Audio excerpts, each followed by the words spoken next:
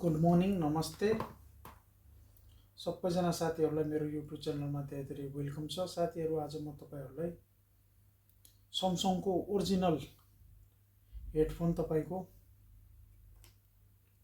घरमा परेको छ भनेपछि तपाईँ नफाल्नुहोला, किनकि तपाईँ ओरिजिनल हेडफोन स्यामसङको ओरिजिनल हेडफोन तपाईँको घरमा खराब भएर परेको छ भनेपछि तपाईँ त्यो हेडफोनलाई नफाल्नुहोला, त्यसलाई रिपेयर गर्नुहोला। तपाईँ 100वटा हेडफोन तपाईँ डुप्लिकेट किन्नुहोस्, तर स्यामसङको एउटै हेडफोन तपाईँको ओरिजिनलले तपाईँको 10 साल काट्नेछ। 10 साल, म कम्तीमा 10 सालको लागि उसको टार्गेट हुन्छ।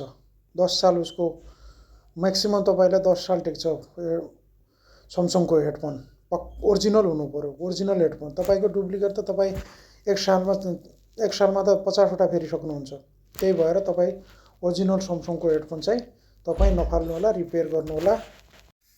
पुरानो हेडफोनलाई यसरी तपाईँ अब पेट्रोल, आइपी क्लिनर, तपाईँको डिजल, WD-40 यो सबै कुरा तपाईँ सबैले यसरी तपाईँ केबललाई क्लिन गर्नुहोस्। राम्ररी एकदम चम्काएर क्लिन गर्नुहोस् पुरानो केबललाई, होइन। त्यसपछि तपाईँ यसलाई रिपेयर गर्नुहोस्। रिपेयर गरेर तपाईँ डुप्लिकेट हेडफोन भन्दा त तपाईँको ओरिजिनल स्यामसङ हेडफोन तपाईँको लाइफ लङै हुन्छ। अहिले त तपाईँको यसमा खराब हुने भन्ने कुरा धेरै हुँदैन। कम्पनीको हेडफोनमा धेरै खराब हुँदैन। डुप्लिकेट हेडफोनमा एउटा कानको सुन्ने, एउटा कानको नसुन्ने धेरै समस्याहरू आउँछन्। तपाईँको कनेक्टरमा धेरै समस्याहरू आएका हुन्छन्, होइन। तर यसमा केही समस्या आउँदैन त्यति धेरै साह्रो। तपाईँ हेडफोन ओरिजिनल हेडफोन स्यामसङकोलाई तपाईँ एकदम क्लिन गरेर चम्काएर नयाँ बनाएर तपाईँ युज गर्न सक्नुहुन्छ। साथीहरू, कहिले पनि तपाईँ हेडफोनलाई राम्ररी युज गर्नुहोस्। तपाईँ ओल्ड हेडफोनलाई रिपेयर गरेर तपाईँ अर्को हेडफोनलाई जोडेर पनि तपाईँ स्यामसङको हेडफोनलाई तपाईँ स्टार्ट गर्न सक्नुहुन्छ र दोबारा बनाएर तपाईँ चलाउन सक्नुहुन्छ। मैले पनि यस्तै तल अर्को रेड कलरको जोडिया छ र बिचमा एउटा तपाईँको अर्को जोडेर तपाईँलाई मैले यो भिडियोमा देखाएको छु। साथीहरू, यसरी नै तपाईँ आफ्नो हेडफोनलाई घरमा तपाईँ रिपेयर गर्न सक्नुहुन्छ। कुनै तपाईँ टेक्निसियनको पासमा जाने जरुरत पनि छैन। तपाईँ घरमै बसेर आनन्दले घरमै बसेर यो सानोतिनो तपाईँ केबलै जोडेर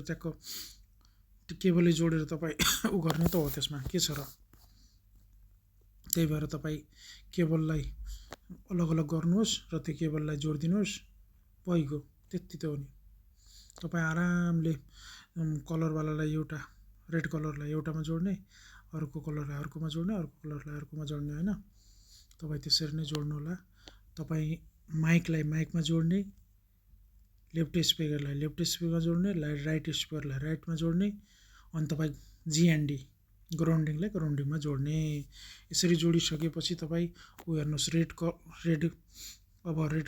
कनेक्टर म यस ओरिजिनल स्यामसङको ओरिजिनल हेडफोनको केबलसँग जोड्नेछु। साथीहरू, यसरी जोडिसकेपछि तपाईँ यो 4वटा वायरहरू एक आपसमा जोड्नेछु। तपाईँको फर्स्ट ग्राउन्डिङ जोड्नेछु, त्यो पछि तपाईँको माइक जोड्नेछु, त्यो पछि लेफ्ट स्पिकर जोड्नेछु, त्यो पछि राइट स्पिकर जोड्नेछु। यसरी जोडिसकेपछि तपाईँ बिचमा अब टेप लगाउँदा यताउता गर्दाखेरि अब नराम्रो देखिन्छ। त्यही भएर मैले बिचमा एउटा जो तपाईँको हेडफोनको बिचमा माइक लागेको हुन्छ नि, माइकको त्यो बाहिरको त्यो कभर मैले यसमा जोडेर तपाईँहरूलाई यो भिडियोमा देखाउने छु कसरी जोड्न सकिन्छ र कसरी तपाईँ बिचमा ब्रोकन भएको स्यामसङको हेडफोनमा तपाईँ कसरी अर्को हेडफोनलाई जोड्न सक्नुहुन्छ भन्ने बारेमा आज यस भिडियोमा म तपाईँहरूलाई देखाइ पनि रहेछु, बताइ पनि रहेछु। तपाईँहरू पनि आफ्नो घरमै बसेर तपाईँ आफै यसरी जोड्न सक्नुहुन्छ। तपाईँ पनि कुनै टेक्निसियनको पासमा जानै जरुरत छैन। तपाईँसँग केबल छ, दुईटा हेडफोन छ, तपाईँसँग पुरानो 2टा हेडफोन छ परेको भनेपछि तपाईँ एउटा हेडफोनलाई काटेर अर्को हेडफोनमा पनि जोडेर तपाईँ बनाउन सक्नुहुन्छ। 4वटा केबल हुन्छ, एउटै नासको हुन्छ सबै। चारवटा केबल सेम सेम भएपछि तपाईँ सेमलाई सेममा जोड्न सक्नुहुन्न, आरामले सकिन्छ नि। त्यही भएर साथीहरू तपाईँ घरमै बसेर आरामले रिपेयर गर्न सक्नुहुन्छ कि धेरै ठुलो कुरो पनि होइन। तपाईँ मजाले घरमा बसेर आनन्दले घरमै रिपेयर गर्न सक्नुहुन्छ। केही त्यति धेरै ठुलो कुरो पनि होइन। त्यो जोडेको दुईटा केबललाई माथिबाट दुईटै क्यापले छोप्ने होइन। त्यो पछि तपाईँ अब यसरी दुईटै माथिबाट छोप्दाखेरि तपाईँको एकदम मजबुत हुन्छ। तपाईँले सोल्डिङ पनि गर्नु पर्दैन, तपाईँले हातले मिलाएर यसरी तपाईँले फेभिक्विक पनि हाल्नु पर्दैन। त्यो यत्तिकै तपाईँले मिलाएर च्याप्ट तपाईँले राख्नुभयो भने दुईटै मिलाएर च्याप्ट राख्नुभयो भने तपाईँले प्रेस गरिदिने, प्रेस गरेपछि तपाईँको होइन तपाईँले दुईटै क्यापलाई राखेर च्याट्ट प्रेस गर्ने, प्रेस गरिसकेपछि तपाईँको मजाले अलि बाहिर आएको तार केबललाई भित्र हाल्ने होइन। भित्र अब चाकुले समात्ने, चाकु समातेर यसरी भित्र हाल्ने दुईटा त्यो बाहिर आएको दुईटा केबललाई भित्र घुसाउने। भित्र घुसाइसकेपछि तपाईँले माथिबाट हल्का प्रेस गरिदिने, माथिबाट त्यसलाई हल्का प्रेस गरेपछि मजाले आनन्दै बस्छ। हल्का प्रेस गरेपछि तपाईँको मजाले बस्छ के। तपाईँले जति तान्दा पनि पछि हेर्नुहोस् फिट भइसक्यो होइन। तपाईँ अब यसरी आफ्नो केबललाई अर्को केबलमा पनि जोड्न सक्नुहुन्छ। यसरी तपाईँ चेक गर्न सक्नुहुन्छ। हेर्नुहोस् यसरी तपाईँ कसैले पनि तपाईँलाई गेस गर्दैन कि यो तपाईँको अर्को जोडेको हो भन्ने। तपाईँलाई कसैले मान्छेलाई थाहै हुँदैन, यो त मोडलिङ केबल हो भने जस्तो हुन्छ हो कि होइन। मोडल केबल हो, तान्नुहोस् गर्नुहोस् टुट्दैन। तपाईँ जति गरे जति तान्दा जति उ गर्दा पनि टुट्दैन। तपाईँलाई कसै मान्छेलाई लाग्छ कि यो त बाहिर मोडलिङ केबल हो, मोडलिङ बनायो भन्ने लाग्छ क्या, मोडलिङ हो।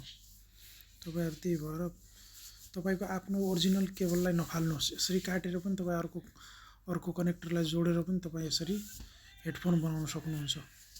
साथीहरू तपाईँहरू घरमै बनाउन सक्नुहुन्छ क्या, कुनै अप्ठ्यारो। चारवटा केबललाई mic, grounding, left speaker, right स्पिकरलाई अलग अलग जोडिसकेपछि कनेक्टरको भित्र हाल्ने, भित्र हालिसकेपछि जोडिदिने, जोडिसकेपछि फिट हुन्छ। तपाईँ जति तान्दा पनि टुट्दैन।